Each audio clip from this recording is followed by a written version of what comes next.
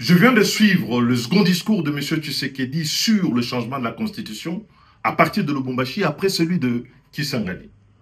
Un discours qui oscille entre les mensonges et les menaces en guise d'argument pour justifier le changement de la Constitution de notre pays. Ce qui déshonore à la fois la fonction, mais discrédite alors complètement le projet. Qui vous a dit, M. Tshisekedi, que vous avez la charge de limiter l'étendue du débat sur le projet funeste de changer la constitution de notre pays en menaçant de poursuite les opinions contraires sous le prétexte fallacieux de la manipulation? La manipulation, laissez-moi vous dire, Monsieur le Président, c'est lorsque vous essayez de faire croire à toute la nation congolaise que c'est la constitution qui vous empêche de lutter contre la corruption, les détournements et les gabegies financières coutumières à votre régime et auxquels se livrent quotidiennement vos proches, vos amis et vos collaborateurs. La manipulation, Monsieur le Président de la République, c'est lorsque vous essayez de faire croire que c'est la Constitution qui vous empêche d'améliorer la condition sociale des Congolais, accroître leur pouvoir d'achat, créer des emplois pour les jeunes, donner de l'eau, de l'électricité, construire les routes, les hôpitaux, les écoles de qualité pour tous les Congolais.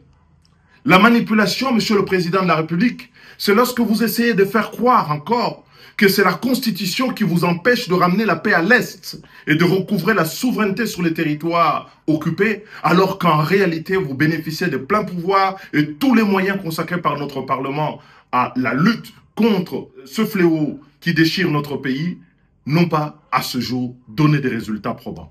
La manipulation, Monsieur le Président de la République, c'est lorsque vous versez dans une interprétation tout à fait iconoclaste de l'article 217 de la Constitution, par un faux bruit, en faisant croire que cet article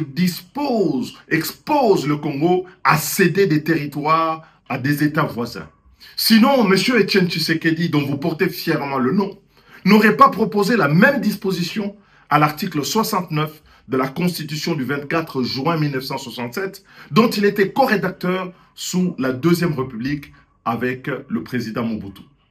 La manipulation, Monsieur le Président de la République, c'est lorsque vous inoculez la peur dans la population au lieu de la rassurer, alors que vous consacrez l'essentiel de vos déplacements à l'étranger, alors que vous dirigez un gouvernement dont la survie tient en partie de la solidarité internationale, à l'exemple du dernier accord que vous venez de signer avec le Fonds monétaire international. La manipulation, enfin, Monsieur le Président de la République, c'est lorsque prenant les enfants de bon Dieu pour des canards sauvages, en feignant d'ignorer qu'un changement de la Constitution conduit à une nouvelle Constitution dont le bénéfice est strictement personnel, et remet les compteurs à zéro, en faisant sauter le verrou de l'article 220 pour vous permettre de solliciter un troisième mandat, là où les Congolais ont voulu justement que plus personne ne puisse exercer plus de 2 mandats à la tête de notre pays. La manipulation, c'est ce bénéfice personnel que vous recherchez et contre lequel tous les défenseurs de la Constitution se battent, à savoir limiter le nombre de mandats du président de la République et que le nombre de mandats du président de la République ne doit plus dépendre du bon vouloir du prince, mais de la loi, la Constitution, le pacte républicain, à savoir l'article 220.